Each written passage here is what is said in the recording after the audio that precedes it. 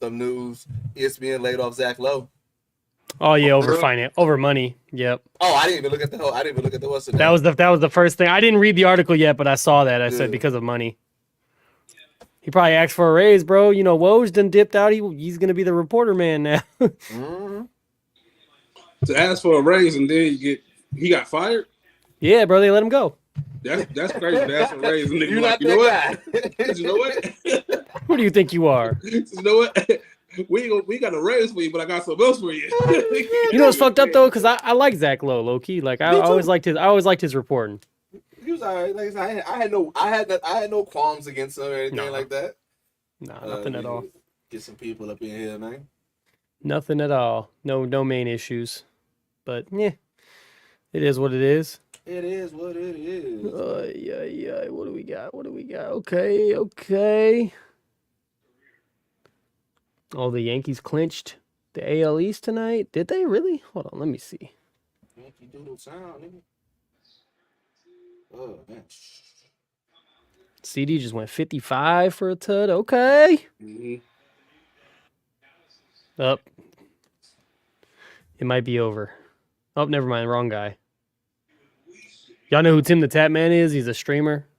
He's like a big time streamer and shit. That's his name, Tim the Tap Man. Yeah, I heard the name. That's why I'm like, but there's another guy that I know that I followed on Twitter. He's another streamer. He kind of looks like him, but they kind of resemble each other. And all I saw was somebody talking about a prediction for the Cowboys game, and I was like, Cowboys are about to lose, because every time Tim does some sort of a prediction, or like the Cowboys will be up entering the fourth quarter or something, he'll like do a video and post it, and then they end up losing, so they want to see his reaction after and shit. Like, it's the funniest shit ever. Like, but he didn't live all the gamers' lives, bro. He played Fortnite on the big screen in Dallas. Like, he was just sitting in one of the press boxes playing the game on the big ass TV in Dallas, dog. Like, can you imagine? Like, that shit crazy. The wealth. Yeah, what do we got?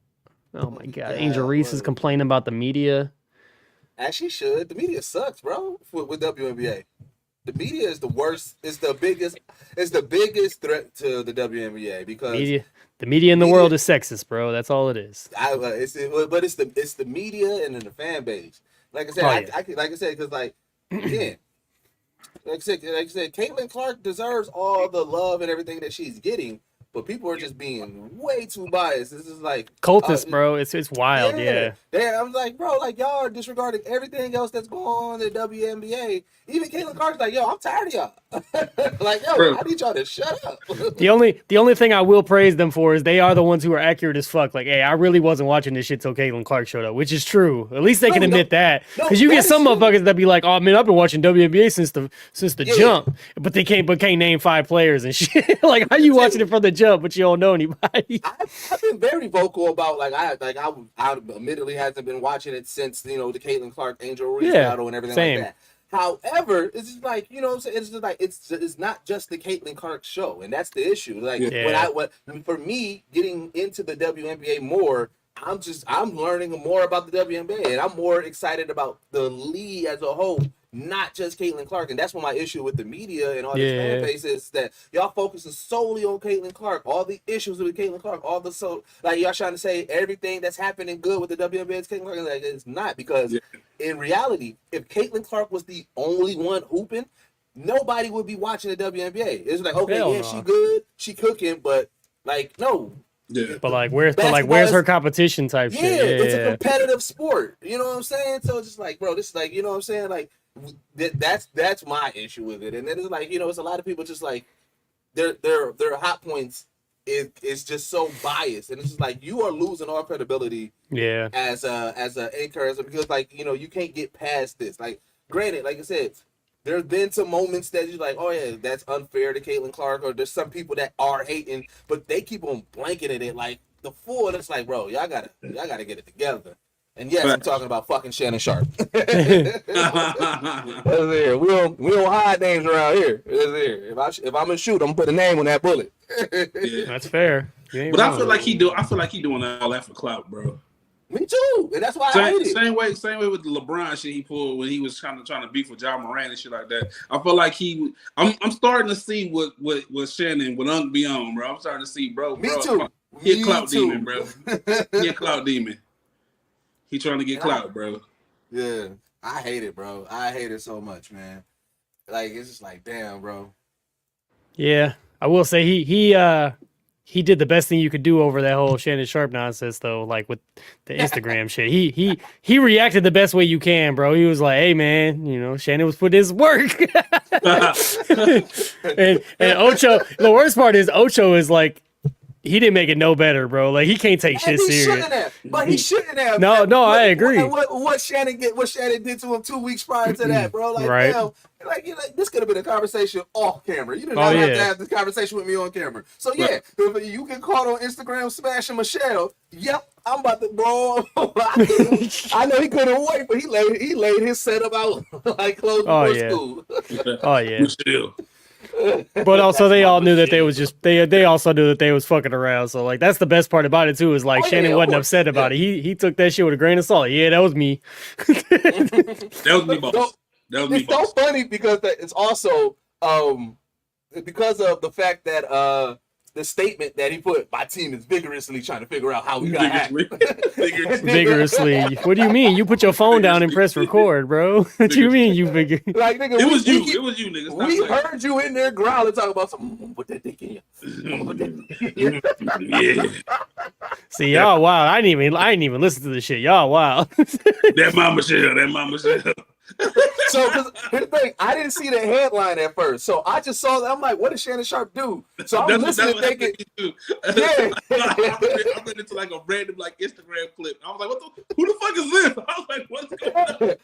What's happening right now? What did Unc do? Like, right.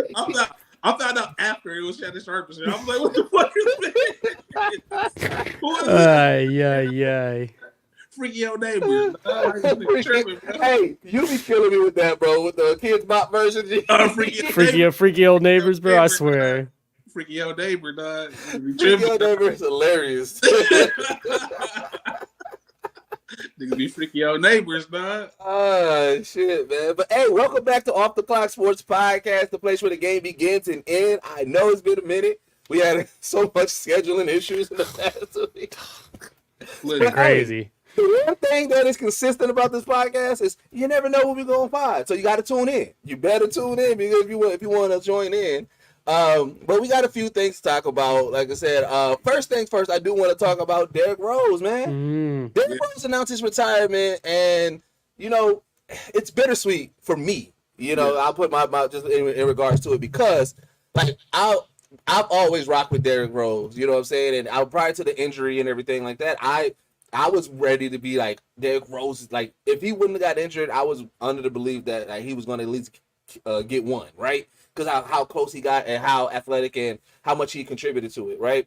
But there's a lot of things that happened in his career that I really hate. I hated how how they got him out of Chicago. You know what I'm saying? Like especially when you see the behind the scenes and how that went. Like that was trash. I feel like they played on his legacy a lot. I feel like, you know what I'm saying, Chicago should have brought him back for the farewell tour and everything like that. So, like, where I'm happy that he's going to retire and happy that people are putting respect on his name and, you know what I'm saying, giving him the praise and everything like that.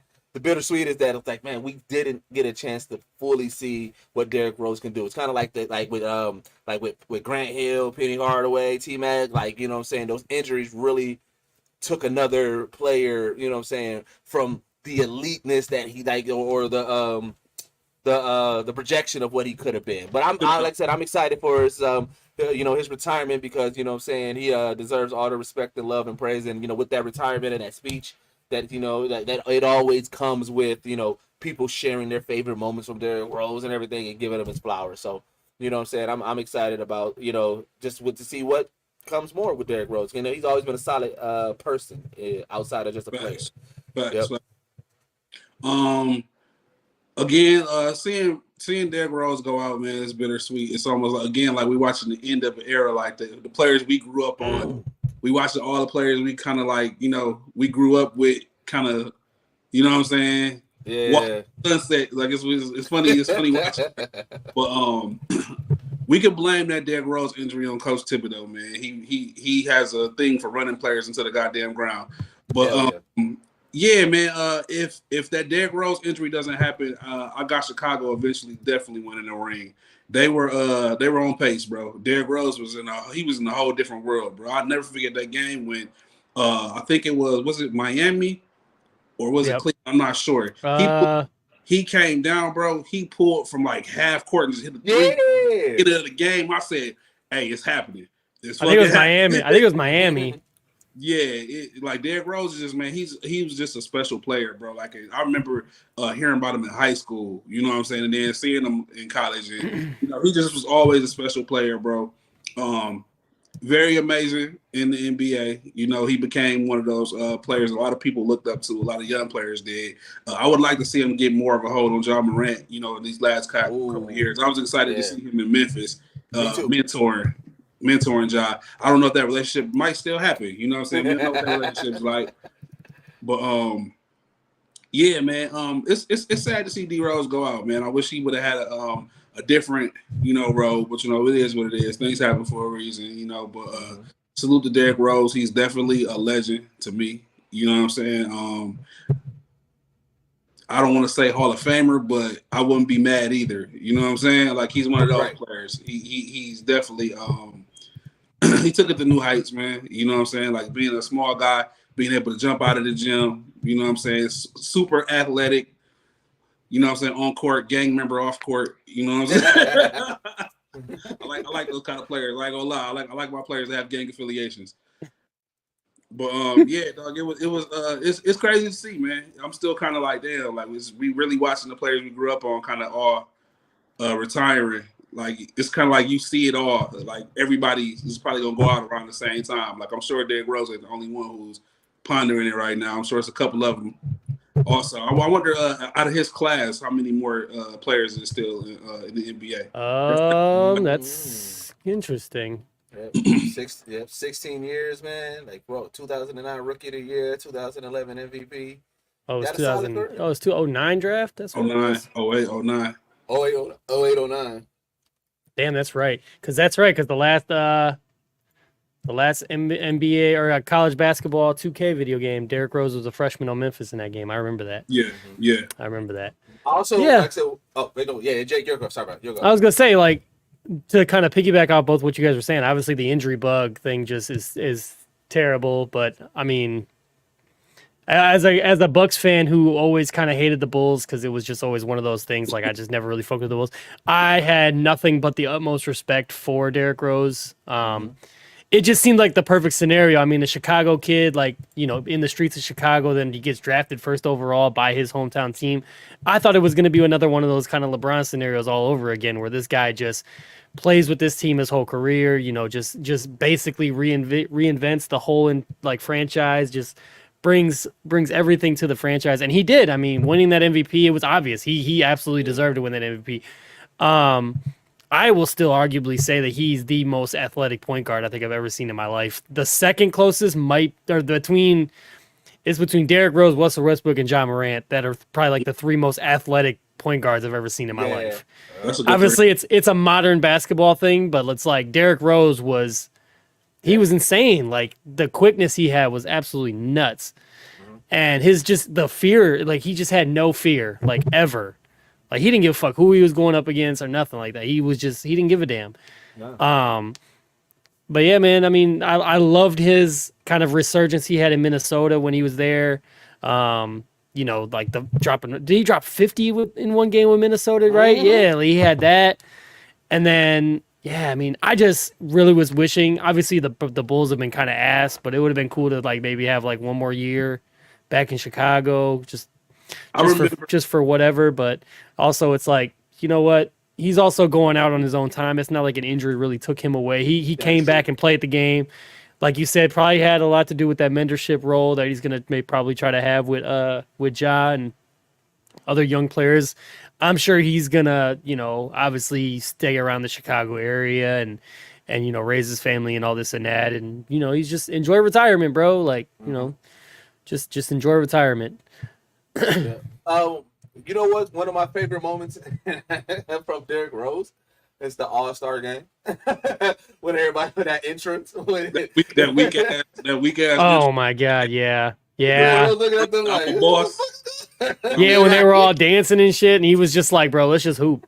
Looking all goofy and shit. He was looking like these niggas trash.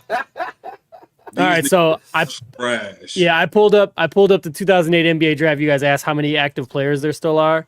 I'm just gonna go down the list of all in draft order. Russell Westbrook. Is Kevin Love still hooping? Or did he retire? That's how I heard he was. Yeah, I think so. He's in Miami. Danilo Gallinari is still hooping. Eric Gordon is still hooping. Brooke Lopez, he got drafted that year. Robin Lopez, Roy Hibbert's done. JaVale McGee. That might be solid draft cast. Nick Batum. Very solid draft. Nick Batum. George Hill's done, I'm sure, right? I don't know. I ain't seen nothing. I haven't seen George Hill in a while either. I think last I saw George Hill, he was when he came to visit me at my grocery store when I was still working there years ago. other than that, DeAndre Jordan, he's done. Dude, that was the Luke Richard Mamute draft for us.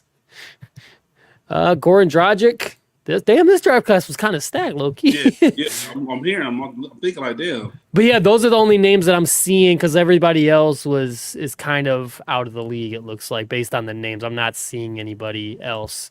But yeah, that was also the Michael Beasley draft, so that was kind of dope to George kind of Hill just see. is still actively on Indiana. He returned to Indiana on the 12th. Yep, he returned to Indiana on February 9th. Okay, nice. In a 4-way trade between Jordan Nora, alongside with Jordan Nora and Serge Ibaka in a 4-way team trade involving Brooklyn and the Suns. Nice. Mm-hmm. Nice. Good for George. Good for George. Yeah. So what do you got? What is next for Derrick Rose? Because what I think about do people work out with Derrick Rose? Like I feel like for somebody who wants to attack the basket, and if you are a little bit short in size, Derrick Rose would be a great mentor or somebody to kind of help you, with your game and work out with. I would definitely, if I was young and I had the chance and I hear that Derrick Rose is running, running camps, I'm definitely going. I would definitely be interested in sending my point guards to a Derrick Rose workout. You know what I'm saying? Like, especially like agility. You know what I'm saying? If you got a young point guard who can jump out the fucking gym, don't know how to control himself yet type shit, like definitely send him to Derrick Rose. Like, and then even with that being said, mentorship off the court. Because think about it, Derrick Rose came from a whole different background. I think he might have one of the roughest backgrounds of the NBA players that we might, you know what I'm saying? He had his bumpy road, but he really didn't get in too much trouble, bro. No, I could be wrong, but he didn't get into a lot of trouble. If I remember correctly. And especially being somebody from Chicago, like you said, being gang affiliated, you would expect him to be quote unquote the bad boy of the league. Yeah, he was really he was about his business. Yeah, he was about his business. He was a solid player. Yeah, he's about his business. I forgot about he had 1 year with the Knicks. I forgot about that. Mm-hmm. Yeah. So I mean, I would definitely send a player if I was a guy who had a team and or just a coach who looking at my players work out for the summer. I definitely send a couple players to a couple weeks with Derrick Rose. Definitely. Yeah. No, definitely enjoy your retirement, D Rose, man. I don't know. I mean, I know he has the one son. I don't know how many kids he has. I know he had the one son the 1 year that they made it to the playoffs when his son was real little back then. So his son hoop. I was gonna say I figured I remember seeing something about his son hooping. Yeah, so, his son. I mean, that's where his attention's gonna go, is just kind of maybe making sure that his son, and I don't know if he has any other kids or not, but making sure that they got the best life that they can have for them. So shit, sometimes that's all you want to do as a dad post play. You ain't got to get into the media game or whatever. Just disappear and be a family man. Ain't nothing wrong with that shit. Facts. People do it all the time. So the reason why I bring up working out, like you said, as far as like with Derrick Rose and everything like that, I saw something that I felt was interesting. So first thing first, Carmelo called out Shaq for his for him getting on Rudy Gobert. You know what I'm saying? He said leave him alone. But within that, calling Shaq out saying, hey, leave him the fuck alone. But he said he really wished more big men would come and see Shaq. You know what I'm saying? And work out with Shaq. But he says that he feels like in today's game, people don't see the correlation between Shaq's game and today's game.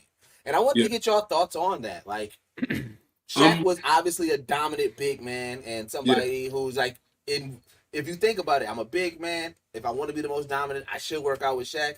Why are nobody working out with Shaq? And can Shaq's game still be relevant in today's NBA? Shaq was, in his time, I felt like he was damn near like the 2.0 Hakeem Olajuwon. That might sound a little crazy, but when I say that, I mean a big man who can move. You know what I'm saying? A big man who can move, who can get in the paint. Olajuwon, he get workouts to this day. People are paying Olajuwon to come see him to work on their big men with their footwork.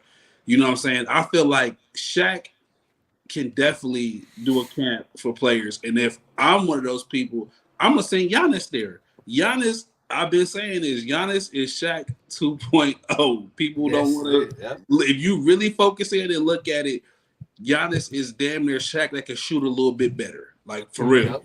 When I say a little bit, I mean he can shoot better than Shaq, but it's not like a lot. Like about a lot. But as far as being dominant, I feel like Giannis got that kind of that mind frame. He has that mind frame like nobody's gonna stop me. When you get in a certain place with Giannis, he feels like nobody is gonna stop me. I don't see too many players that have that kind of mind frame. Even as centers, like let's think about it. Like, is there any centers in the league that has that kind of mind frame that Shaq had? No, because everything's spread out. Everything's a shooter's game now. And that's what I feel like Golden State, they really changed the NBA, bro. They changed the NBA as far as how everybody wants to be running gun. Everybody. You know what I'm saying? To the point where everybody they want their five shooting 3-pointers. That shit is insane to me. It's cool. It makes for fun to watch, but if you really get down to like the fundamentals of this shit, a center, a big man should never be shooting 3-pointers, bro. Like it's just crazy, bro. It's like the person who's supposed to get your rebounds is at the 3-pointer camped out, waiting for the ball. No, get your ass in the paint, grab some rebounds, be dominant in the paint, get some blocks, get on the other side of the ball, score, get in the paint. Let's see what your footwork like. Let's see some inside moves. You know what I'm saying? Some jump shots. Like let's see some shit. Like a lot of these centers, bro, it's different. And Shaq, he also played with a chip on his shoulder. He was a player that he gave a fuck, and you wasn't gonna talk to Shaq. You weren't gonna treat Shaq a certain kind of way. You know what I'm saying? I feel him. I think Shaq problem with Rudy Gobert is that he's soft. The same thing everybody said. Like when you a big man getting choked out by small forwards, bro, that is who's gonna respect you? Who's gonna respect you? Who's gonna respect the star on your team?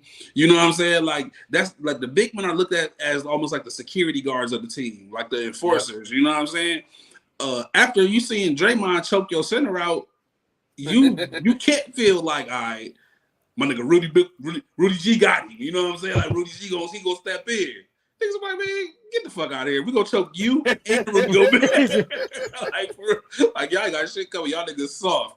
He do got to get tough, bro. He got to get tough, man. He got to toughen up, bro. I mean, Melo's not wrong for saying that the correlation of Shaq's game, but like we said, the game is so much more spread out to where it's like in Shaq's time. I mean, really think about the Lakers team that he had. It was Kobe and Shaq, and after that, it was like, okay, can these dudes score? Like now you have five guys that absolutely can score the ball damn near anywhere on the court. Yeah. And that's just the difference of today's game. And that's why the game, I personally think today's game is better. I know a lot of people complain about, today's game is soft, all this and that. It's like, nah, bro, the game is so much faster, so much more spread out that it's like, it's impossible to take a play off, because it's like the man that you're guarding might fuck around and hit a 30-footer in your face, regardless of what position he is. Well, you know what I'm saying? Two things can't be true, though. Like today's game era is softer than before. No, it absolutely is. But I do. That's refereeing. That's refereeing. Yep. Cats play to refereeing. Like the little moves of the swipe over when somebody has their arm out, little cheap shit like that, the flopping. Like, I hate the way that they ruled out the NBA. Like, I wish the refs would let people play so players will stop playing to the ref style of playing. Yeah. You know what I'm saying? Like, I don't like the ref style of playing. I wish but also play fucking basketball. And also, like, and not even to like be bogus. and this might be a hot take or whatever, but but let's be real. If Shaq's style of play, it doesn't really correlate. You can honestly say that there's a world where Carmelo's style of play really don't play no more. Because Carmelo was a mid-range ISO ball player, and that shit don't play no more. And it's like obviously there's certain players that shoot the mid-range shot like DeMar DeRozan and stuff like that, but it's like the mid-range shot now is a shot that people are willing to give up because it's like, okay, I'll give you that long too because I'm not giving up the three. And I'm not giving you a free lane to the basket. Yeah. Like, granted, Melo was an all-around player. I'm not disrespecting him. I love watching him play. He's one of my favorite players ever to watch play. Yeah. But, like, his main game was the post-up mid-range jumper. Yep. And, you know, kind of being an all-around attack type of dude. So it's like, you know, it's kind of that kind of play style is also going away. But to put it in context, he wasn't saying it in jest. Like I said, he was saying he wishes more big men did work out with Shaq. Yeah. But he says that he feels like players in today don't see the correlation of Shaq's game. But he's also spoke on the mid-range being, you know what I'm saying, also another loss art in the NBA. Oh, yeah, and it's just I feel like it's bogus. Yeah, I just want to make sure that we not taking his words out of context. Yeah, that's fair. That's fair. Yeah. That's fair because I didn't know the story. You're right. I'm just reading it off of what it was. It's made it. You're right. But I mean, it just comes down to it. It's like the game's changing. You know, it is what it is. It does kind of hurt when you look back and you just watch how dominant Shaq was. You know, easily the most dominant player in NBA history. I mean, as far as a pound for pound, position by position, I mean, Shaq would be dominant today. He just would be able to. He would be a better version of like Rudy Gobert because Rudy don't shoot, but Shaq didn't need to shoot, and Rudy don't need to shoot. But I don't know. It's just I still think Shaq would be able to get his just because of how dominant, how big he was. Like you know what I'm saying. That's just it's a freak of nature. Like, bro, you 7 foot and you moving like that, like that's insane. You could just throw the ball down there for Shaq, bro. Yeah, I'm saying like even Giannis ain't fucking with Shaq in the post. In prime Shaq, it's over with. He's not fucking with Shaq, but I think Giannis is the closest version of Shaq. No, but Giannis. What would save Giannis is when he gets pushed back. Like if Shaq's backing him down and like gives him a nice little back the fuck up. Giannis's arms and hands are so fucking long and big that he's able to still probably block that shit. But he definitely jumped higher than Shaq. But he's also his fucking limbs are goddamn. He's a fucking octopus, bro. Like shit is ridiculous. Yeah. His fucking fingers he could probably touch his fucking elbow by doing this and shit. Like fingers long as a bitch, bro. Yeah. But on the other side of the basketball, like I said, we got to talk about the WNBA playoffs update. Yes. So we got the New York Liberty. They're 2-0 over Atlanta Dream. Mm-hmm. We got the Aces 2-0 over Seattle Storm. Mm-hmm. We got the Minnesota Lynx over 2-0 over the Mercury. We got Connecticut Sun 2-0 over the Fever. All four sweeps. All four sweeps in the first round. So Caitlin Clark is out. Caitlin Clark is out. So the viewership's gonna go down. Sadly, I mean, unfortunately, it's just the way that's how the season's been. It sucks to make that statement, but it's kind of how it was. It's like the Packers season tickets when for the first game. It's like Jordan Love wasn't playing. Season ticket. It was easier to get a ticket for that game if you really wanted to go because then nobody knew what the fuck Willis was gonna do. We'll talk about that later though. But yeah. But that was just a quick comparison I had. Yep. So our semifinals now, it's going to be a best of 5. Mm-hmm. Is the New York Liberty versus the Aces, Minnesota Lynx versus the Connecticut Sun. What you guys got? I got Aces going all the way again, bro. Yeah, I mean that team is pretty stacked. She been hurt, bro. Like they got Asia, they got Kelsey. Like she been getting her shit off, bro. Like it's. I had seen a YouTube basically like a highlight of the series. And I was just like, bro, she been doing fucking work, bro. Like, no, she really, and that's what, like, even like what Jake's saying, like, how viewership is gonna go down. Like, I mean, like, I feel like everybody caught up in the whole Caitlyn shit. Y'all gonna miss out on good basketball. Bro. No, like, I agree. Just being like, basketball. Oh, okay, now that she out, it's over. Like, nah, bro. Like, this shit only gonna get more competitive. You know what I'm saying? I agree. But I got Aces going all the way. I'm not even. Yeah, it's hard to bet against Asia and Kelsey, bro. Like they're proven winners. So it's like, obviously I don't really know a lot of players. I know the New York Liberty, that's Breanna Stewart's team, correct? Yeah. Yeah. And like I said, I'm not a big. I'm willingly open to admit that I probably couldn't name 5 players that are left in the playoffs. Actually, I probably could because I know I know Tarazi's on the Sun. Yeah. But it's like, bro, I'm so far behind. Like I know Skylar Diggins used to be on the Minnesota Lynx. I know she's not anymore. So it's like, so. But here's the thing, and this is why I'm like I've been trying to tell everybody like keep on watching. I was like, you saw how March Madness was, you saw how college was, and I was like, the thing about the WNBA and the thing that's always been consistent, even when I've been going back watching clips and even just learning more about the history of the WNBA, is that competitiveness that we saw in college. Same thing that be happening in the WNBA. You got to remember, skill set. These are hoopers still. There's it's clear the competitiveness is there. The pettiness is there. The beef is there. Like, bro, everything that you like about the NBA is in the WNBA as well. Yeah, the storylines is there. So it's like, bro, like keep on watching. Like I said, these even though I got the Aces going all the way, like that Aces Liberty game is not going to be a sweep. I don't see a sweep.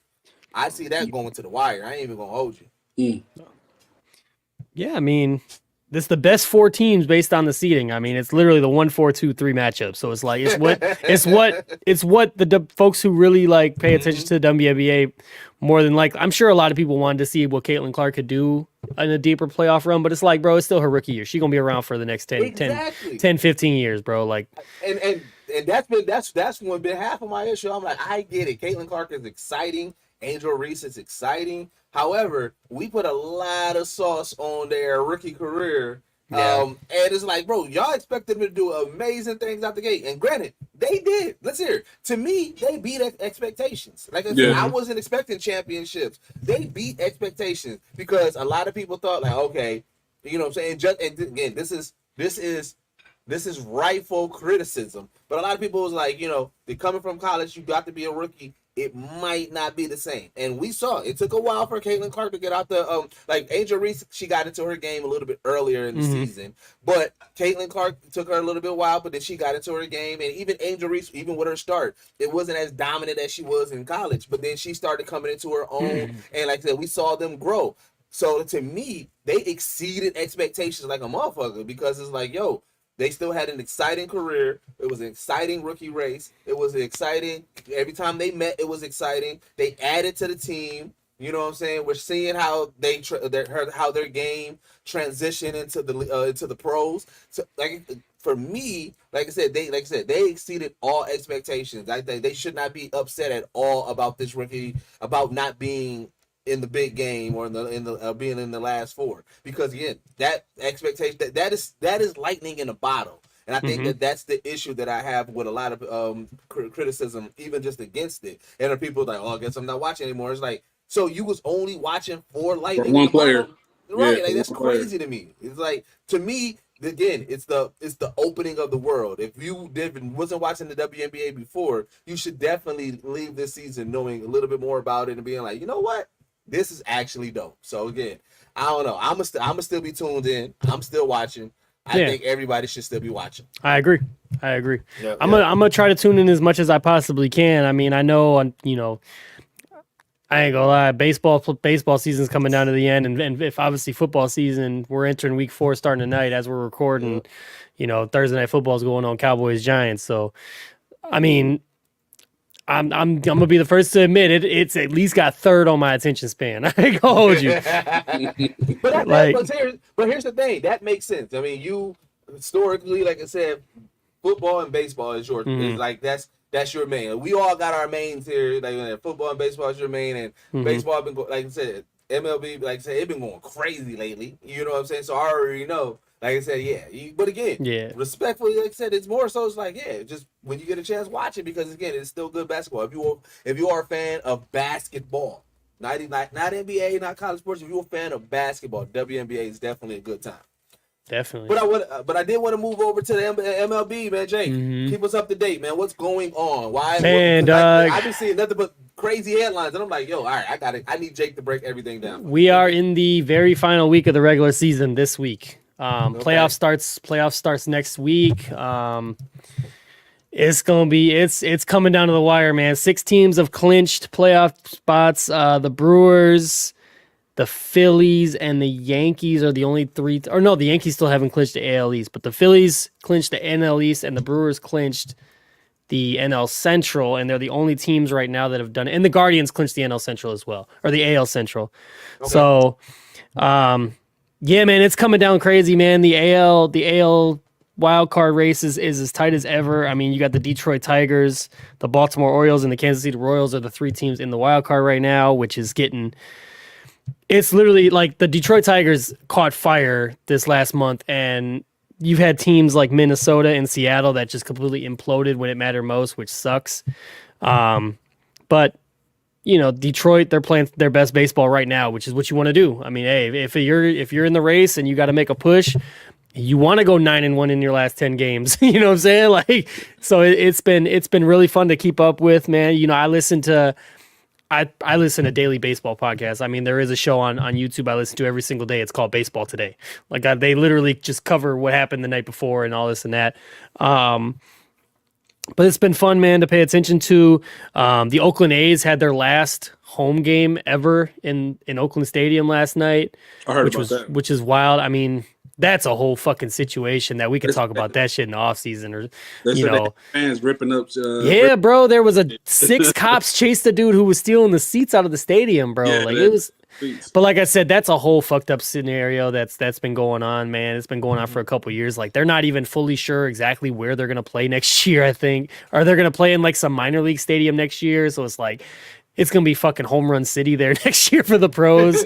They're like, Aaron Judge might fuck around and hit like 5 home runs a game there and shit. Like, but yeah, that's the AL, man. Like I said, the Yankees, Cleveland Guardians, and Houston Astros are right now the division leaders with the Orioles, the Tigers, and the Royals right behind them in the wild card teams. And then in the National League, the Dodgers right now lead the NL West, which that race is coming crazy because I'm gonna talk about one of those teams here in a second. The Philadelphia Phillies and the Milwaukee Brewers, like I said, both clinched their divisions. The San Diego Padres, New York Mets, and Arizona Diamondbacks currently lead the wild card standings as if the season ended today, with the Atlanta Braves right on their heels, man. The Atlanta Braves is coming down to the Braves. The Mets and the Diamondbacks are going to be one of those.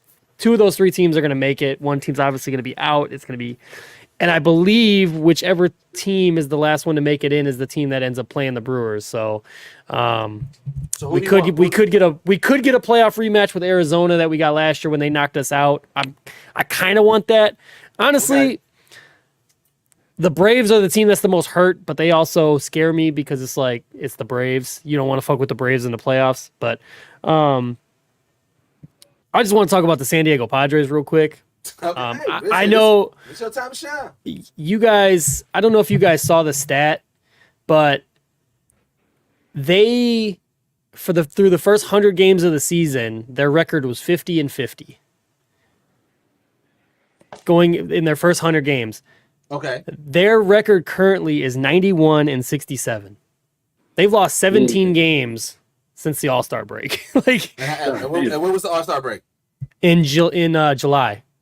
They've lost 17 games since July. Like they have easily been the hottest team in baseball, and it's not even close since then. Crazy. I mean, and this, which is even more wild, because like they weren't even fully healthy the whole time. Like they kept having guys get injured, but it's like it's kind of been like the Brewers formula. Just an absolute team effort has just led this team into a wild card spot, and they're really close to being able to even win the division from the Dodgers, which would be even crazier because the Dodgers have led it the whole way.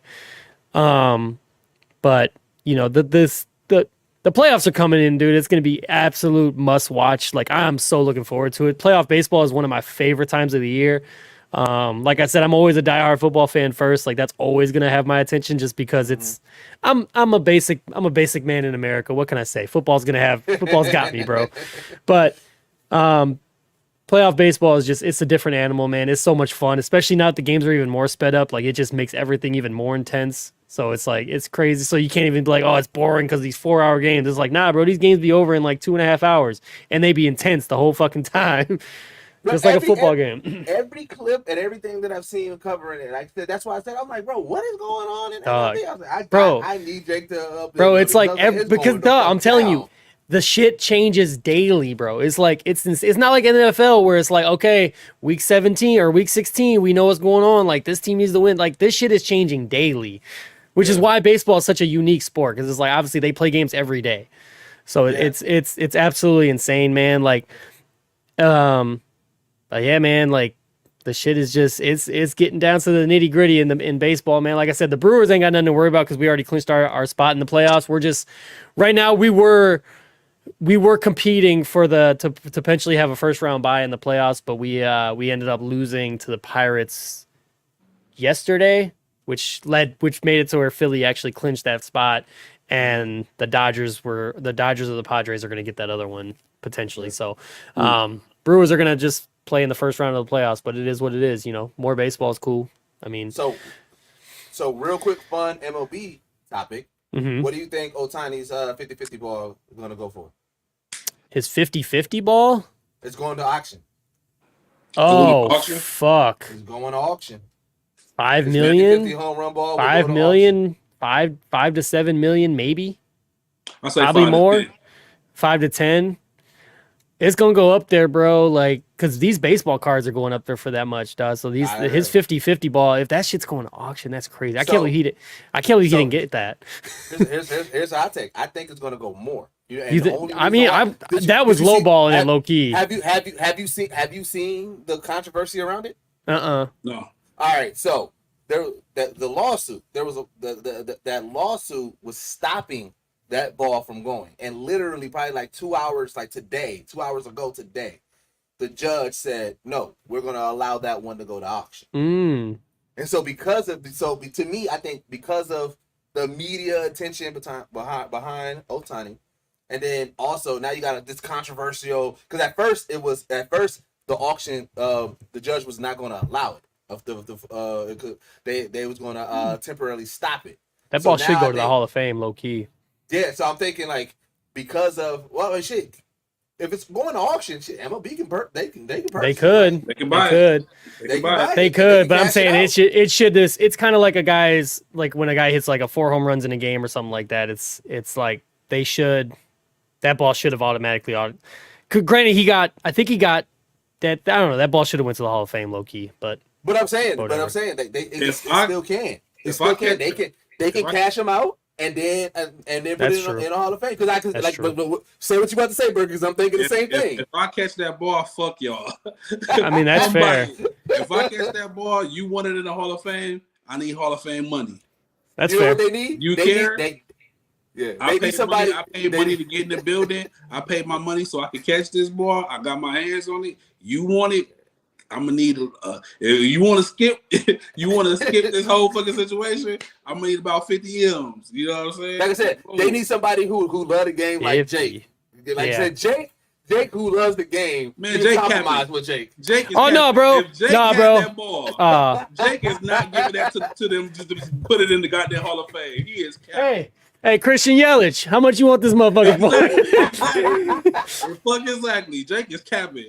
See, he a fan and he love the game right now because he don't got that goddamn ball. The minute he would have got that damn ball, Jake would be like, I need 60 years. Oh no, bro. Right no, they definitely was gonna have to cash me out for that, low key. Exactly. They was gonna have to cash me out for it. My life.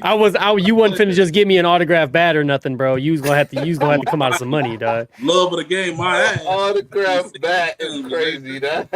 Bro, because that's what they do. Like they give guys, like, I don't know if you guys saw that, like the Jackson Chourio, the 2020, like the guy gave him the ball so he could have it, but like Chourio gave him like an autographed jersey, an autographed baseball bat, like all this merchandise and shit like that. It's like, yeah, bro, that's I'd get that shit back. Give me the ball, bro. Never mind, man. I don't need that. No, shit. Well, like for 2020, it's okay. Like a 2020 rookie season, that's okay. Like all right, whatever. Because he's projected, and I'm expecting him to do much more than that. Like he's got 50-50 type potential, low key. Yeah. So, but no, I totally agree. There's no way that I'm just giving that ball up if I had Ohtani's 50-50 ball. There's no way. That shit is, you gonna have to cash me out, bro. Like for real. Birdie, I know that you collecting like you back to collecting basketball and football cards. Have you dabbled in baseball cards? You know what's crazy? I highlighted a cat named David who got a card store. I went in there the other day, and he know like right now I'm still chasing Wemby's. I'm still Wemby lottery chasing. You know what I'm saying? So we talked for a minute, and he was just like, "Bro, why you ain't chasing Ohtani?" And I was just like, I was like, "You're right." He was like, "Bro, like his car is worth more than Wemby cars." Bro. And I was just like, "True," but I'm like, honestly, I really just don't know too much about baseball. But then he got the pulling out the certain cards and showing me numbers on them shits. I said, "Oh." You talking my fucking language. Like, all right. Like, even right now, they got the USA team card. It's this card with Steph, LeBron, and KD. Man, that card is worth so much money, bro. It's the USA team card, bro. Yeah. I seen Giannis. Giannis is looking for it. You know what I'm saying? Like, it's one of them cards. Oh, yeah. Bro. It's worth a lot of money. Yeah. I'm looking. I was gonna say I'm looking at it right now. I just Wikipedia the most expensive sports cards. Yeah, 3 of the top 5 are baseball, but I'm sorry, LeBron. Is it this one? Is it this one? Oh no. I'm on Wikipedia. Oh, that one. Yeah. That's the card. It. Yeah. That's it. Listen, bro. Yeah. That's 3 houses. That's 3 houses. The 3 niggas on one car. That's 3 houses, bro. That car is so cold, bro. Worth so much money, bro. Listen, bro. Like this car shit, I ain't gonna lie, bro. I'll be having to step away. I'll be having to move on. I got so many situations that can put me in a poorhouse, bro. But sports betting, bro, card shopping, bro, shoes. I don't know what the fuck I'm gonna do with my life, bro. I gotta relax. But yeah, bro. Like I'm interested, bro. I was gonna start hollering at Jake about that, bro. I'm real interested. I want to get older cards and then move up to the new. But out of the new batch, I'm definitely gonna probably start Ohtani shopping for sure. I'm gonna start Ohtani chasing for sure. So I'm just gonna read these out. Just goes to show for the people to know that how crazy expensive baseball cards are. So the number 3 card, according to Wikipedia, is a rookie Steph Curry 1/1 card, right? Yeah. Mm-hmm. It was sold on July 6th of 2021 for $5.9 million. Yeah. The number one card out of all of these was sold August 28th, 2022 at Heritage Auctions. It's a Mickey Mantle Tops Now card, $13 million. It's like double what a Steph Curry card is. It's an Aaron Judge. It's an Aaron Judge card. I've been hearing about this like a $4 million card. Yeah, this is like you could probably get it out of regular pack, but you gonna have to dig though. Mm-hmm. $4 million card. So before we move on to the next topic, Jake, I want to ask you something, and this is going to be me admitting something. Was Mickey Mantle really like that? Like, bro. I've always heard his name, but I literally don't know nothing about his game. Yeah. So Mickey Mantle was one of those guys that a lot of people, if you know type of shit, because he tore his ACL when he was like really, really young, and he never got it fixed. Like he just played with a fucking torn ACL his whole career, but he still finished with 536 home runs. He's WAR, which is wins against replacement. He's at over 110, which is I think top 5 all time in baseball history. 1,500 RBIs, 150 stolen bases. Like the dude was a monster, and I also think he was one of the first guys who was a really, really known switch hitter because he could hit from both sides. But yeah, man, he had a torn ACL when he was really, really first coming up. I think when he was 19 years old, he tore his ACL, and he just played with that shit. So he was it affected him somewhat, but like I said, he still finished with over 500 home runs. 1956, he hit 52 home runs and 130 RBIs. Okay. Your boy was cracked. Because that's one of those names that you hear through all the media, like TV, movies. Mm-hmm. Everybody always reference a Mickey Mantle, and I'm just like, you know what I'm saying? He obviously was that dude, but I'm like, I literally don't know nothing about. I don't think I've ever seen a clip or anything like that. But bro, well, obviously, like I said, he played in the 50s and 60s, so it was it's tough, obviously, back then because it's not really there's not really much of evidence of footage of all that stuff like that. But the dude, he was for his time was really good. And I really didn't know much about him either until I started playing MLB The Show, low key. That's where I learned a lot of my baseball history because I'll use guys on that game and then I'm like, this dude's kind of cracked. Let me look him up. And I'm like, oh shit, Mickey Mantle was really like that. So, I mean, other than like people that on the Brewers and shit like that I knew watching growing up and shit, like Barry Bonds, obviously I knew all this and that. But it's like, a lot of those old timers, man, like for all the people who hate video games, it's like, bro, video games have taught me so much more shit about a lot of shit than other things have. Like, hey, let's hear it. Quiet as kept. This is non-sports. But Assassin's Creed made me bro. really look back into a lot of history Bro, shit. I'm like, that's how I wish the world of fucking Assassin's Creed was lore, bro. I swear to God, I wish that shit was real. Because, so this is what really, I remember, and this is a quick tangent. There was one, I forgot which Assassin's Creed, but they dove into the Borgias, right? And so Assassin's Creed 2 and Assassin's Creed 2, Brotherhood, and Revelations. So we start seeing like the incest and the craziness. I was like, this can't be real. Yeah, bro. And I look it up. I said, oh shit, this was real. Yeah, bro. Like they was really doing all that. Yeah. Yeah, but shit. Let's get it to NFL Week 3 recap. Yes. Let's talk about it. Shit. I had it up. Where the fuck it go? I'll say I got it right here. If I can do a quick recap, if you want, of all the scores, and then we can get into our Packers and all this and that. So I guess we'll go into all the quick scores real quick. Started off on Thursday Night Football. The Jets took down the Patriots 24-3. Aaron Rodgers had a nice showing. Happy for him, man. It's cool. Jets are 2-1. Patriots are 1-2. Cleveland Browns upset by the New York Football Giants on Sunday. That was one of the noon slate games. Colts defeated the Bears. Caleb Williams threw for almost 400 yards in a losing effort. Suck it, Bears. Whatever. The Vikings kicked the absolute dog shit out of the Houston Texans. Vikings are 3-0 on the season, getting ready to come up to Lambeau this upcoming Sunday. We'll preview that in a little bit. In a game that I thought was going to be the most fun game of the entire weekend, Saints lose to the Eagles 15-12 in an absolute snooze fest. Even Red Zone wasn't really showcasing that game because one shit going on. Another 3-0 team, the Steelers, moved up to 3-0, defeated the Chargers 20-10. Justin Herbert got hurt in that game. Hopefully he's okay. For what I heard, he might be hurt for a little bit. In the surprise of the weekend, the Denver Broncos went down to Tampa and upset the Buccaneers. You gotta say it like this: Denver Broncos. The Denver Broncos country. Let's ride. The Green Bay Packers defeated the Tennessee Titans 30-14. Packers are 2-1, 2-0 with Malik Willis, who defeats his former team. Titans are 0-3. Panthers, the Red Rocket, man, or the Red Rifle. Fucking what's his fucking face? Andy Dalton comes in the game and defeats the Raiders. Panthers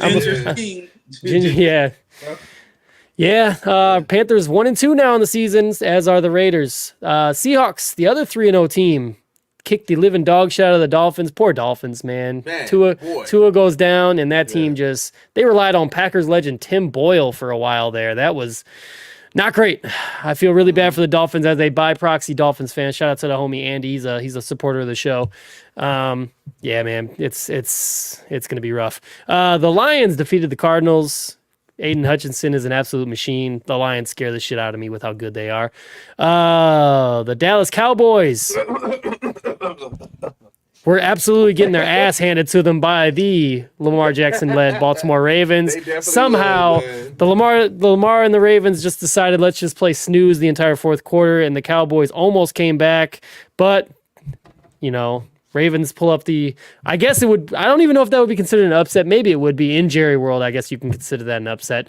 49ers, they lose to I almost said the St. Louis Rams, the LA Rams, 27-24. That game was fun as fuck to watch. I don't know if you guys really got a chance to watch a lot of that. That was an absolute machine. Juwan Jennings, we'll talk about him a little bit later, or at least I will. Sneak preview. And then the Sunday Night Football game, the Kansas City Chiefs defeat the Atlanta Falcons in a game where, once again, the Chiefs were bailed out. Yes, I said it publicly for the world to hear me. The Chiefs were once again bailed out by the refs. Clearly, PI on the Chiefs defenders that was not called in the end zone. That would have given the Falcons a chance to take the lead and win the game, but whatever. And then Monday Night Football, the Buffalo Bills absolutely mollywopped the Jacksonville Jaguars 47-10. Josh Allen is him, bro. Like that's pretty much all you can say. And then in another game that was actually really fucking fun, Jaden Daniels. I'm a believer in him. A lot of people aren't, but they pull off the win against the Bengals. Bengals, what is you doing, baby? 0-3 to start the game. Joe Burrow, Jamar Chase, come on, get it together. And that was your NFL recap. Joe Burrow stopped wearing buffs. That's where he fucked up. The minute Joe Burrow stopped wearing buffs, bro, he lost all his swag, bro. That's when the Space Jam aliens came down. They got him, bro. They took his buffs. He ain't got the buffs no more, bro. That's the fair. minute he get a new pair of Cardis, he gonna be straight, bro. Yeah. How'd I do with the recap? I thought that was pretty fun. That was pretty good. That was good, man. I appreciate it, man. I like that. I like doing that. We're gonna have to do that more often. Toot my own horn. Let's pat my own back. So we got there's a couple of serious topics. I do want to get serious real quick. First thing first, because I forgot, and I'm surprised we didn't put it on the docket. But I do want to talk to him. Yes. Yeah. I do want to talk to him. Should he retire? How you guys feel? Because like obviously he had the concussion. It's serious. I mean, Tua then had so much medical situations going on with them, and it's just like at this point, and a lot of not only fans but people close to Tua, people ex-players are saying like, bro, just retire. I want to get how do you guys feel about Tua? Obviously with the scary concussion, should he retire or not? Where are you guys landing on this? I'm gonna say it might be time to hang it up. That hit didn't even seem like a tough hit. It didn't seem like a hard hit. The minute I seen his arm go up and his hands and his finger go stiff and shit like that, it's scary to watch, bro. Like, you know what I'm saying? You never want to see players in that state on the field, bro. I don't know what it is with him, bro.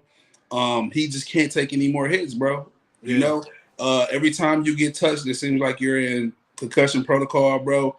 It's a very hard sport, bro. It's a contact sport that players are definitely hitting harder now. You know, you got 300-pound dudes who are faster now. You know what I'm saying? So it's like, bro, it's time, bro. It's time. He had a good run. He's been amazing, bro. It's just that he can't take any more hits, bro. It's only going to get worse. You know what I'm saying? And the hit he took, bro, it did not look like a bad hit, bro. But it's like it's coming from me, a person who was watching on TV. You know what I'm saying? So I don't know how hard the impact was or what it was, but it just didn't seem. I've seen him get hit harder than that. You know what I'm saying? And from the looks of it, that did not seem like a hard hit, bro. And it's just scary, bro. I think I'm sure his family is in his ear, like, bro, it might be time. It's gonna be sad because we've never been this excited about Dolphins football since fucking right.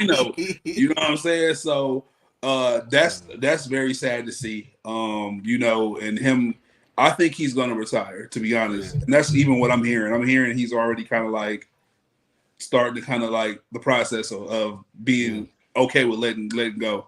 Because he can't continuously keep putting his body through that, bro. Like he can't, yeah. And you know, Jake, before I let you cook, I just like it.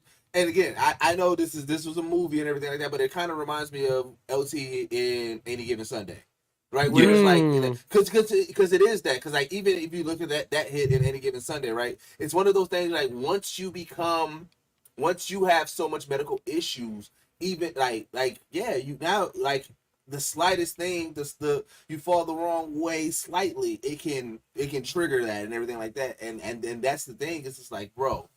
Yeah, like, you know what I'm saying? It's just you see something dramatically put on TV in a movie. And it's like, bro, now this is real life. I'm seeing this happen in real life now. And it's like, bro, like, yeah, like I get it. You got love for the game, you probably got some accomplishments that you're trying to hit. It's not worth your health or your life. No. It's really not, man. And yeah, I mean, it's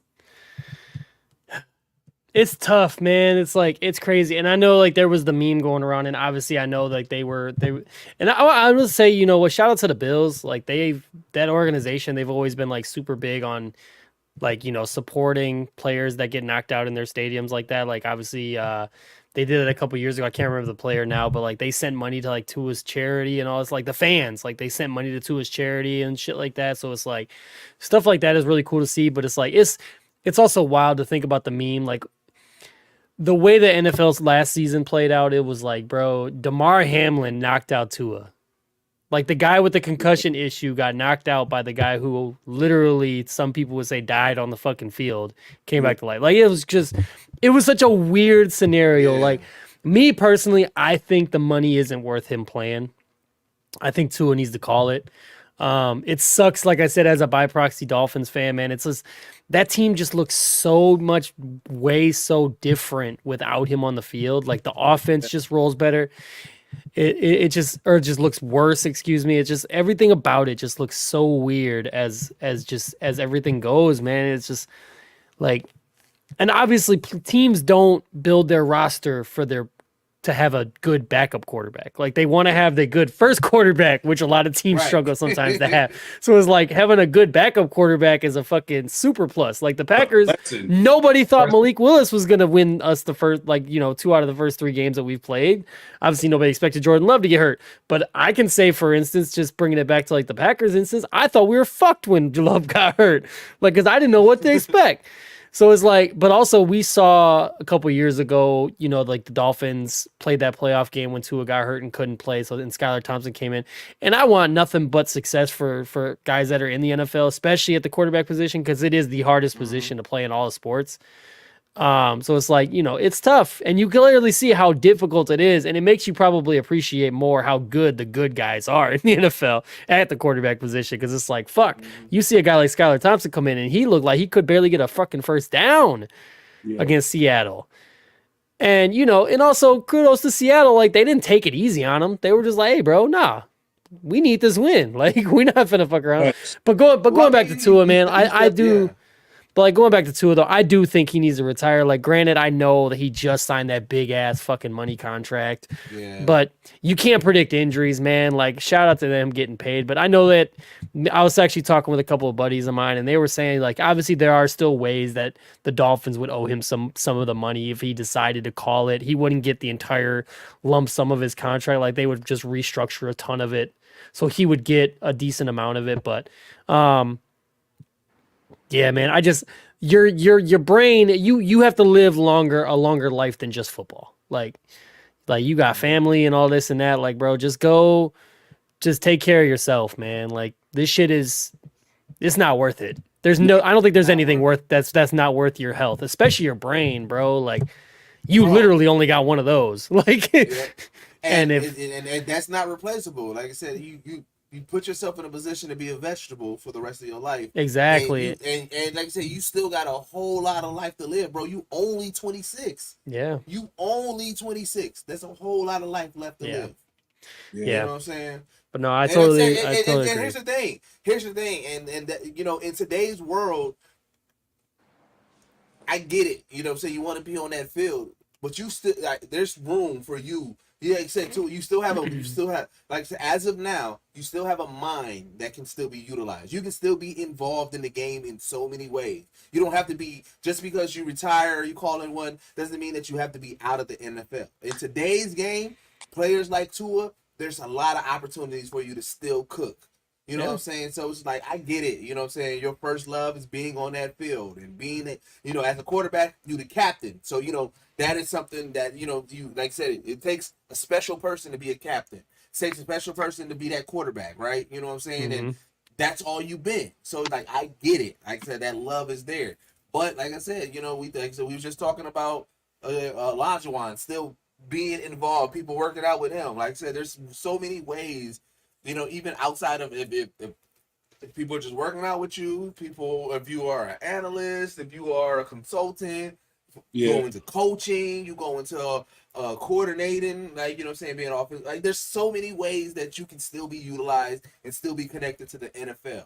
Yeah. This part of this chapter of your life can just be the end of this chapter, but that doesn't mean it's the end of your full journey as, you know what I'm saying, in sports or in the NFL. And so, again, like, you just don't want to see nobody go out that way. You know what I'm saying? Like, so you don't want to see nobody. I don't want to be 20 years later seeing Tua being a vegetable, and we're talking about, like, man, do you remember how Tua was? Yeah. Damn, like, you know what I'm saying? Like, I don't want that. You know what I'm saying? So yeah, I agree with that. Yeah, too. I will say, man, there and like to kind of put a spin on it, man. Obviously, it's like if as long as if he gets medically cleared and he wants to play, obviously, Yes. I will go down and say this, and this might be a bold take, but I think when Tua is playing, there is no team in the NFL that's more fun to watch than the Dolphins. Their offense is so special and so like efficient and just like when shit is rolling right for them, they are the best offense in football. The problem is like they do have their moments where it does take them a little bit to go, but it's like you have two of the fastest receivers in the league, obviously, arguably the fastest in Tyreek Hill, and it's like they're so much fun to watch, and to see what the Dolphins kind of were last Sunday was kind of not fun, just because they were missing Tua. So I got a question though, because I mean I get what you're saying. Mm-hmm. However, do you trust the medical clearance?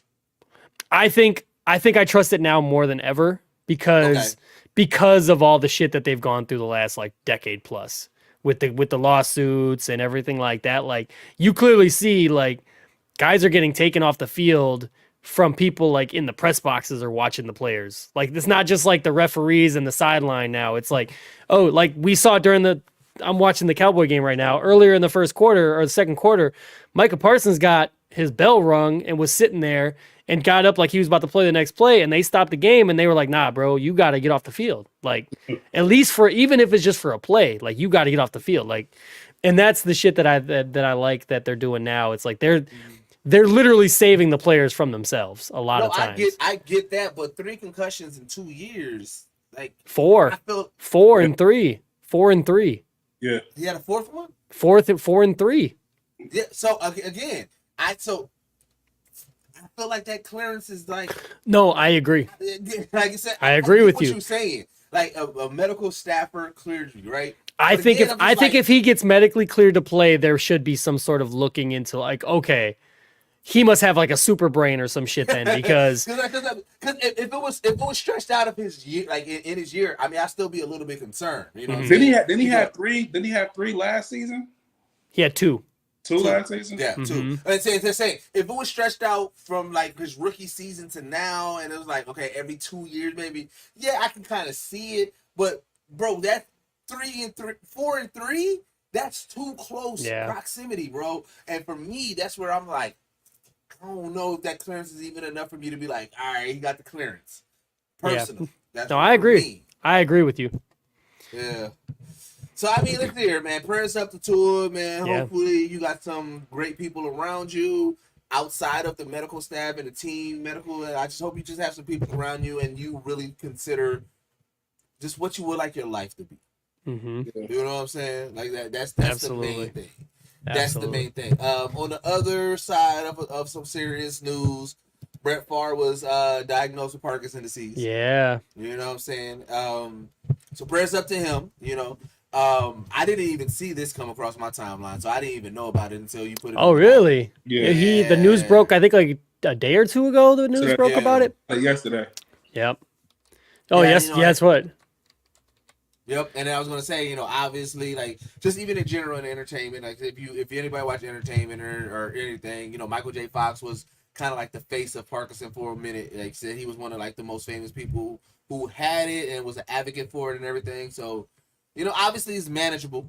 You know what I'm saying? And you never want to see just anybody have to deal with certain situations like that. So it's definitely prayers up to Brett Favre in regards to that and everything like that. So you know, obviously it hits closer to home as obviously the Packer fandom and like I never had any bad gripes with Brett Favre. Obviously he left in a shitty way, but you know it is what it is. That's my only gripes. That was my only gripes. The shitty way that he left out. And then you get to see Aaron Rodgers do the same shit. But that's besides the point. But yeah, man, no, like seriously, man, prayers up to Brett, man. Like, you know, I hope all goes well for him, man. He's only 54 years old, man. It's not like he's an old man in his 70s, 80s years and you know, dealing with this stuff, man. He's still got a lot of life left to live, man. Granted, 54, like I hope to make it to 54. Shit. Tell it to all the OGs I know all the time that, bro, I'm only 45. Like, bro, I hope to make it to 45. Shit, I'm 33. My back hurt already. Shit. My back hurt. nah, man. But yeah, but seriously, man, prayers up for Brett, dude. It sucks to it really does suck to see all that, man. It definitely does. Like I said, you know what I'm saying? Because you got to remember too, like even outside of like, it's funny because it's like we look at it as like, all right, these people are still regular people, but yeah, I mean, athletes get looked at as like superhuman. You know what I'm saying? And granted, the things that Brett Favre did on that field was legendary. So you know what I'm saying? So it's like then you get hit with reality, like, oh shit, yeah, there is Parkinson's out here, there is concussions out here. Like, you know what I'm saying? You start looking at things like, damn, you know what I'm saying? So it's just one of those things, you know what I'm saying? But he had a very fruitful career. He didn't seem like he didn't seem like he squandered his money. So hopefully he has a decent amount of money to be able to deal with it and handle it and get the things that he needs to be able to still have a regular life with dealing with Parkinson's and everything. So like I said, prayers up to him in regards to that. Speaking of Packers, we got to talk about Packers versus Vikings coming up. Yes, sir. Yes, sir. Excited. The rivalry. Packers getting a test, man. We'll see if Love is able to play. I know he practiced today. Man, Vikings have a stake to be considered one of the best teams in the league so far, man. They're 3-0. Their offense is clicking. Sam Darnold looks like he's having himself a nice little life resurgence with the Vikings, man, which is always cool to see, man. I love rooting for that guy, man. I thought he was going to have a good career. Unfortunately, got drafted by the Jets. It's just purgatory, bro. You get drafted by the Jets, you're just not going to be good. It's just what it is. But yeah, man, Packers, they really have a test ahead of them, man. That Vikings defense is a lot better than even I thought it was, man. Yeah. Was going to be. They got their coordinator. What's their defensive coordinator name? Former head coach. He was the head coach of the Vikings or the Dolphins for a season, I think. And then they can't remember his name. Black guy, Brian Flores. That's his name. Yeah, he's the defensive coordinator in Minnesota, man. He's got them boys playing, man. It's really fun to see. It sucks kind of as a Packer fan to see the Lions and the Vikings both have really, and the Bears, honestly, all three of them got decent to top tier defenses so far, but the Packers have the best defense in the NFL statistically through the first 3 games. I was just going to say, right now, Packers are leading in the predictions coming out as the victor for this, right now. I think it's because Jordan Love is predicted to be back. I could be wrong, but I believe that's why, is because I think they're projecting that Jordan Love is going to play. Because I saw something earlier today that was saying the odds are kind of jumping up and down because they still don't know what Love's status for the game is. And then just a little bit of stat facts, just kind of researching there. Vikings have not won back-to-back in Lambeau in over 30 years. Wow, interesting. And I guess they beat us last year in Lambeau. That makes they kicked the shit out of us. That's right. They did, but that's what I'm saying. They haven't beat us back-to-back. That's crazy. I did not know that. That's a good. Yeah. Me being a stats guy, that's crazy. I did not know that. I had to back. So, like I said, everything is looking up for us to win right now. You know what I'm saying in regards to that. So, let's put some numbers on it. Let's put some names on the bullet. Jake, score prediction. I think. Okay, this is presuming Jordan Love is gonna play. That's my caveat. Okay. I don't want to predict a score without him because it's kind of hard. But I think if Jordan Love plays, we pull that out 24-17. I think we do it. I think Justin Jefferson scores. I think Aaron Jones gets a random rushing touchdown in his return to Lambeau. But I think if Jordan Love plays, I think Josh Jacobs sees the end zone because you can run on them. And for what I was seeing throughout the stats, the last 2 games for the Vikings defense have given up 300-yard passers. So clearly you could throw on them too. So maybe a big day from Jaden Reed, maybe a big day from Christian Watson, all those type of things. The offense is so far has been clicking, so I'm not super concerned. But yeah, I got 24-17 as my prediction for the score. All right, Bergie? Packers. I got, let's say, I think it's going to be a high-scoring game. Watching the Vikings, seeing how they have a high caliber offense. I think we have a high caliber offense. I really think we win by a couple defensive stops. I think our defense is better than the Vikings, but I think that they'll definitely score on us. I'm not saying we're gonna shut them out. I got, let's say, like a 34 situation. Maybe like 21, 34, 34, 21. Type game. I got us edging them out. I think I got this being Josh Jacobs breakout game. I was kind of thinking that same thing. Josh Jacobs will have up to 2 touchdowns this game. Okay. What about 100 plus yards? Okay. I like it. Okay. I like it. If Jordan Love is playing, I'm going 28-24. Okay. I think we win off of touchdowns, and Vikings do get a field goal. If Jordan Love is not playing, I got it closer to. I got us winning by field goal. I got us 24-21. Okay. Trusting our kicker at the end of the game. I like it. I am, because here's the thing. I feel like as long as it's not from 45 yards, he'll make it. I feel. Here's the thing. I've been, I've been like, he need a redemption arc, and it'll be a good game for him to get a redemption arc just to start. He need a new number. That's what the fuck he needs. 44, yeah, bro. He's wearing that college number, bro. He need a new number. Every time they come out, I'm like, why is a fullback kicking the fucking field goal? It was crazy because he built like a fullback too. He buff as hell. He wears the number of a fullback. Like, bro, he need the new number. That's what he need, bro. That's fair. All right. Well, let's get into our favorite segment of the podcast, our OTC Player of the Week. Now, Bergie, before you got on, Jake was doing intensive research. Oh yeah. On his OTC Player of the Week. Okay. Mine was easy. Mine was easy. So we'll start with you, Jake. All right. Your OTC Player of the Week. Mine is the ultimate fantasy winner from last weekend. The guy that a lot of people couldn't predict. A guy who one of my coworkers calls him Third and Jennings because he's always reliable on third down. Not knowing that this weekend he was going to be called Third and Jennings because he's got 3 of them things on Sunday. Juwan Jennings, 49ers wide receiver, 11 catches, $125, and 3 tutties. And he made some crazy, insane catches over Rams defenders. Granted, it didn't help them win the game, but I mean, dude, he scored 41 points in the fantasy football leagues that people got him in. Like, no, I don't know anybody that had him, but I know everybody's picking him up now because they're not sure what the status of the 49ers offense is as far as receiver depth and everything like that. So, yeah, man, my OTC player of the week is Juwan Jennings. Keep it up, dog. Like, going crazy, man. Of course, he does it the week that I picked up Jordan Mason in our league, and Jordan Mason he did okay, but he didn't do Juwan Jennings. he didn't do with it. What the guy didn't have from the 49ers did. Birdie, you got an OTC player of the week? My OTC player of the week, I'm gonna go with the Packers defense. You've been watching that. You've been monitoring that all year. Yeah. That's I'm gonna stay on them. I'm watching really close. The Packers defense is amazing, bro. I feel like, and it's cool though because I like flying underneath the radar. I love it.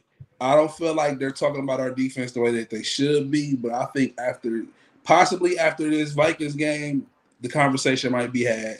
I think last week a couple people got more on the they're watching a little closer. You know what I'm saying? Like, I think they're hearing the rumblings. I'm starting to hear the rumblings of how good this Packers defense is. What we did 3 interceptions and a fumble. Two picks. Just two picks. Two picks and a fumble.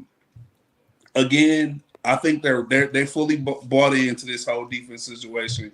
They look like it. They look like a Super Bowl contender type defense. They're hitting hard. They're ball hawks. Like, every receivers have to work. That's what I like seeing. When they do, get burnt, these receivers have to work for them. They have to earn every catch. That's all you ask. You know what I'm saying? In a defensive situation, is that your players play hard, and it's not easy. You're not watching players get burned. You know what I'm saying? Like, every play, you know what I'm saying? There's always a certain player always open. That's not happening. Yeah, man, I'm super excited about this defense, man. And not yesterday, but last week seeing them put I think they had 28 points in fantasy. 30 or 20, 21. 21. 21. I had their defense, so I was very happy. In one of my leagues, I had their defense. I was gonna say 2 points to comment on your defense. One, we've already tied our interception total from all of last season in 3 games. Yep. With 7, which is crazy. And it's only gonna go up, man. It's only the X-Man. I told y'all, best free agent signing all last offseason was Xavier McKinney coming to the Packers. And so far, 3 games, 3 interceptions. Yeah, go back to I forgot which episode it was, but go back to the episode. You was excited about that. And also when you said something about fantasy, 2 weeks in a row now, they've been my number 2 fantasy scoring in the one league I'm in. It's Lamar Jackson and the Packers defense. Back-to-back weeks, the 1 and 2 scoring. Yeah. So and I think I want to give a co-OTC player of the week and give it to myself for I did so amazing. I played our good friend Trip. I played him in another league. Oh yeah. In our OTC league, and I played him in another league that we're in, was the National Slush League. And my boy, he got murdered, man. He left it all out there. But it wasn't enough. At some point, we got to break down your league because your league is full of drama, right? Oh my God, we can do a podcast on my league. We can do a podcast on my league, and the shit will be entertaining. We can pull everybody. If y'all want to, we can do an episode, and we'll pull everybody in our league onto an episode. The shit will be hilarious. It's some funny niggas in this league, bro. The worst part is that's the one that I forgot to accept the invite to join, and y'all already had it filled in, and now y'all be talking about it in the group chat, and I'll be feeling left out. Bro, it's fucking hilarious, bro. My nigga CT is having the worst fantasy football shout out CT in the world. Shout out to my bro. Shout out to my brother CT. This nigga he is having a bad time, bro. Like when I tell you a bad experience, bro, the shit is it's not funny, but it's funny. My nigga is not enjoying himself. From the outside looking in, sorry, it's funny. It's funny, especially when y'all added the caveat that he won last year. he not last year, but the year before he won. Oh, the year before, yeah. The year before he won, and I feel like he should be understanding. Like if you feel like your team is trash, I feel like you gotta shut up. You won two seasons ago. You won. Shut up. Right. Yeah, we gotta get CT on here one of these times, though, because it's my league and I've lost 3 seasons in a row. Don't talk to me, bro. I don't want to hear you. We definitely got to get CT on here one time, bro. He is fucking hilarious. I've only met him a handful of times, but every time I've been around him, he's always been a super funny dude. So I can only imagine the shit that he's going through that y'all keep describing. The funny thing about CT is that CT don't have like a filter. So like whatever emotionally he's feeling, he puts it out immediately and lets you know in the most hilarious, most front way. He was trying to Debo niggas into trading him players. Like, bro, no. No, I'm not trading you a running back. If you suck, you're gonna suck. That's better for me. I'm not helping you out. No. Oh, shit. He's crazy. Oh, yeah. My OTC player of the week, I gotta give it to the 3-time MVP A'ja Wilson, man. Mm-hmm. Hey, a hell of a year, bro. Like, you know what I'm saying? Like, again, I've been a big advocate of saying, like, granted, like I said, Caitlin Clark, amazing. Angel Reese, amazing. But we cannot not recognize the WNBA players that has been killing it. 3-time MVP. This was like. And if you watch any of this season, you saw her cooking. I'm talking about religiously cooking game after game. That is my OTC player of the week. Like I said, we got to put more respect on these WNBA players. These are hoopers. She earned every bit of that MVP. Shout out to her, man, doing her thing. Definitely. But that's what I want to know from y'all, man. Who are y'all OTC player of the week? Let's see what else I want to know from y'all. Let's see what did we go over today? Oh, all right, who is y'all OTC player of the week? What do you guys think about Shaq's game in today's NBA? I want to get y'all thoughts on that. How do y'all feel that this game, how Shaq's game translates to it? I also want to know, what are y'all favorite Derrick Rose moments? Let us know in the comments down below. But as always, man, I've been your host, Young Deuces. This has been my guy, Jake Exclusive. Oh, wait, Bergie Streets, Jake Exclusive. This is a Geek Set podcast, Believe Network podcast, the OTC Off the Clock podcast, and we are out. Peace. Shout out to the 39 people that tuned in with us today, man. We always love y'all, man. Even if y'all silent, man. Appreciate y'all. Definitely.